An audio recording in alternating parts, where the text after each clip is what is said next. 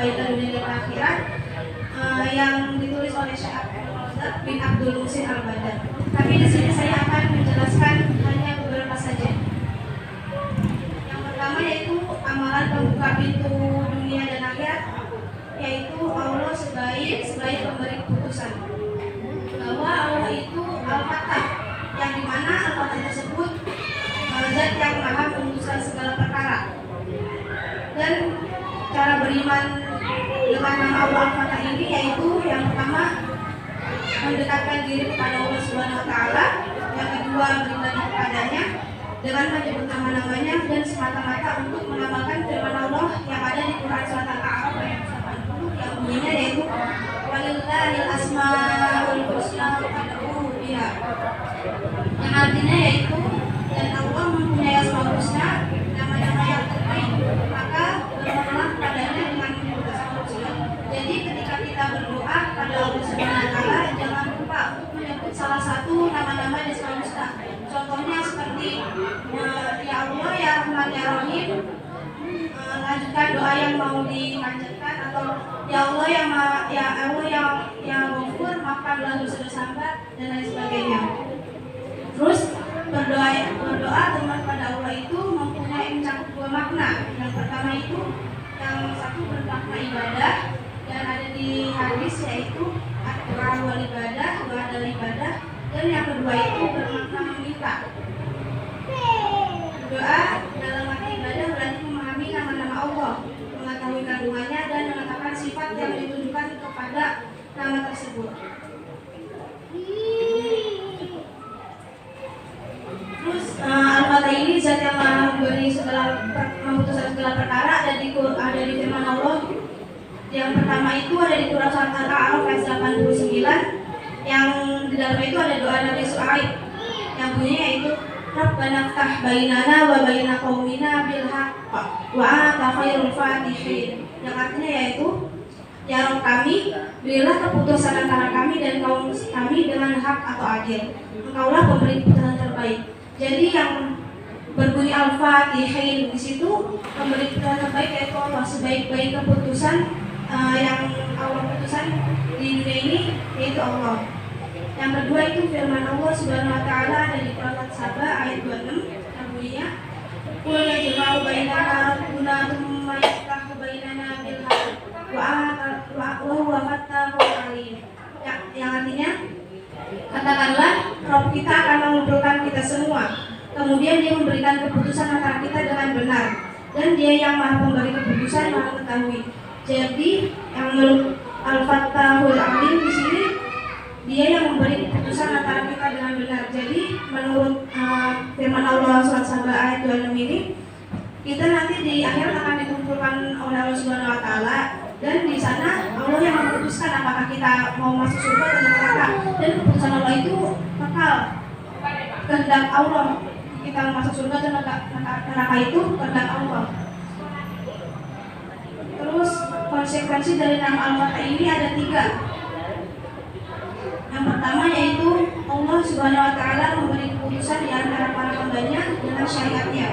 Allah Subhanahu wa taala keputusan di antara para hambanya dengan kejarannya. Yang terakhir yaitu Allah Subhanahu wa taala memberi keputusan di antara hambanya dengan hukum-hukumnya yang bersifat qadar atau takdir. Hendaknya dia memohon kepada Al-Fatah, yaitu Allah memberi segala keputusan, yaitu seraya bertawassul kepada Allah, terus merendahkan diri kepada Allah ketika berdoa, terus bersikap tulus dalam beramal soleh, bersikap tulus dan ikhlas kepada Allah ketika beramal soleh.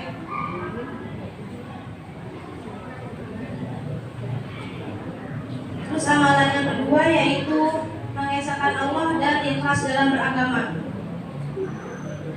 Mengesahkan kalimat tauhid merupakan kunci segala kebaikan, dan tauhid adalah kunci surga. Jadi kunci surga itu yaitu kalimat tauhid.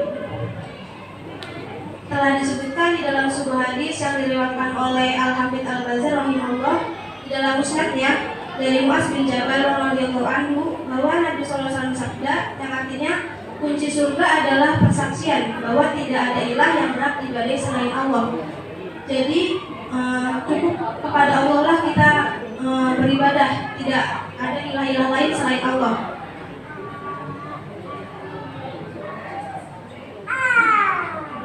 Terus ada juga hadis yang menguatkan hadis sebelumnya, yaitu hadis yang dikeluarkan oleh Muslim dari hadis Umar bin Khattab radhiyallahu anhu, bahwa Nabi SAW bersabda, tidaklah seorang dari kalian berwudu kemudian dia meratakan air wudunya atau menyempurnakan wudu lalu membaca, aku bersaksi, aku lalu membaca asyhadu an la ilaha illallah wa anna muhammadan abduhu wa rasuluh, yang artinya aku bersaksi bahwa tiada ilah yang berhak diibadahi melainkan Allah semata, dan bahwa Muhammad adalah hamba dan rasulnya, melainkan dibukakan baginya 8 pintu surga dan dia dipersilahkan masuk dari pintu mana saja yang dia suka.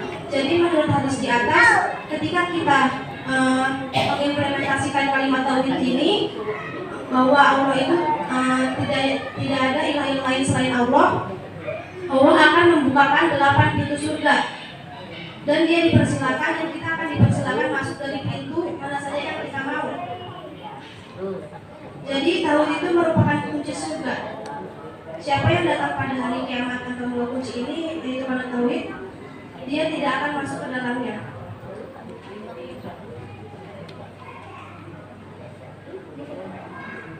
Pembahasan yang ketiga yaitu membuka pintu ilmu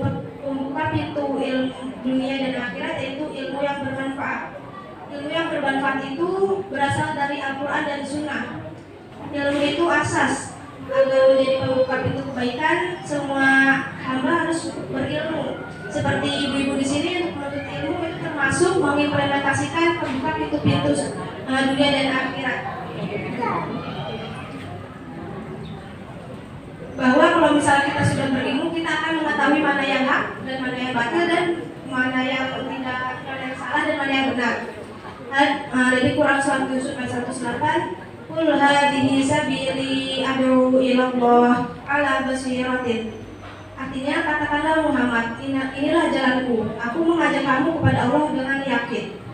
Makna basiratin tadi dalam ayat tersebut yaitu ilmu yang bermanfaat. Seorang yang tidak memiliki ilmu bermanfaat, dia tidak akan mengetahui mana yang batil, mana yang hak, mana yang benar, dan mana yang salah.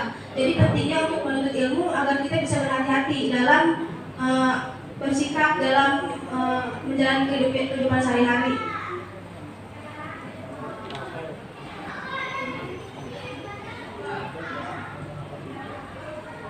Nah, sini siapa yang ingin menjadi pembuka kunci kebaikan, dia harus semangat dalam mencari ilmu yang bermanfaat dan memberikan perhatian yang maksimal dan mendalam dalam menuntut ilmu tersebut.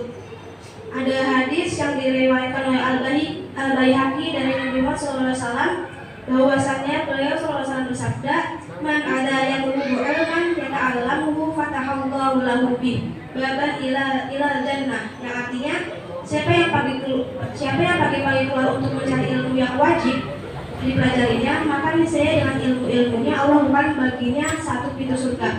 Nah, di sini ibu-ibu semua sudah menerapkan ilmu bermanfaat ini. Insya Allah Allah akan membukakan satu pintu surga di akhirat kelak. Nah, ilmu di sini adalah kan akar dan fondasi yang kuat, maka sudah semestinya seorang hamba memberikan perhatian penuh kepada ilmu. Hanya dengan ilmulah dia menjadi bagian dari para pembuka pintu dan penutup pintu kebaikan.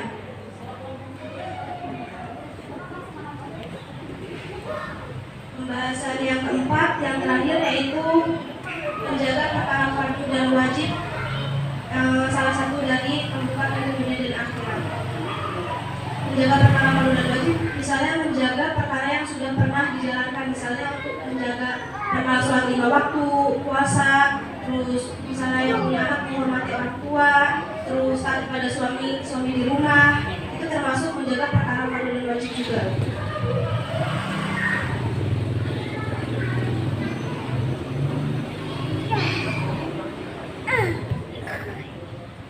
Doa yang terkait dalam Sahih Muslim dari hadis Abu Sa'id atau Abu Hamid radhiyallahu anhu yang menuturkan Rasulullah SAW sabda, apabila seorang di antara kalian masuk ke dalam masjid, hendaklah ia membaca Allahumma ftahli abwaaba rahmatika, yang artinya ya Allah, bukakanlah untukku pintu-pintu rahmat Jadi sehingga ketika kita sudah masuk ke dalam masjid, insya Allah rahmat kita kepada kita.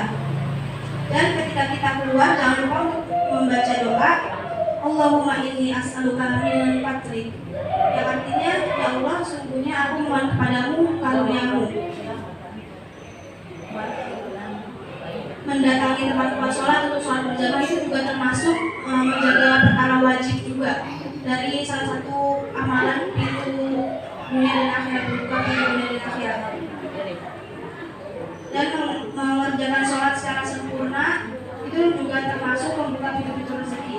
Sholat 5 waktu, kalau bisa juga bisa menjaga sholat rawatib seperti sholat sunnah, qobliyah subuh, itu kan manfaatnya sangat besar ya. Allah akan memberikan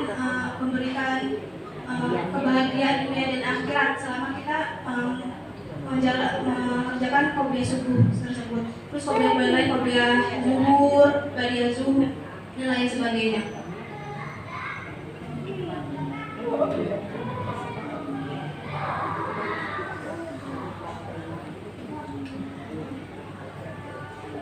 Mungkin segitu saja yang saya sampaikan. Mungkin ada yang ingin bertanya dari ibu-ibu semua. Yuk.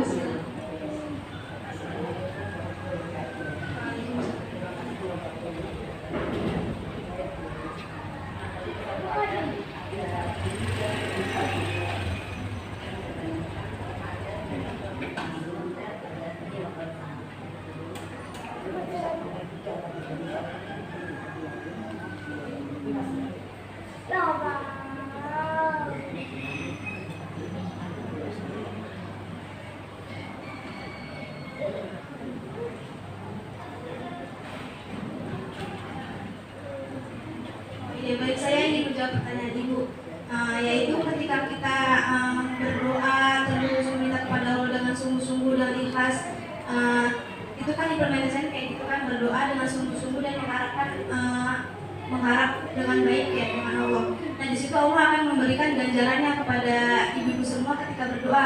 Ganjarannya itu berupa hasilnya yang ibu berdoa itu sebut, baik itu yang kita sukai ataupun enggak, kita harus menerimanya karena kan Allah sebaik-baik keputusan, dan keputusan yang Allah berikan itu pasti yang terbaik. Mungkin bagi kita itu nggak terbaik, cuman nanti biasanya di ke depan Allah akan memperlihatkan bahwa kebaikan itu yang sebelumnya kita anggap tidak baik, di kemudian hari akan baik. Ini ada lagi dari ibu-ibu. Ya, mungkin cukup sekian dari saya. Kurang lebihnya mohon maaf. Billahi taufiq wal hidayah. Wassalamualaikum warahmatullahi wabarakatuh.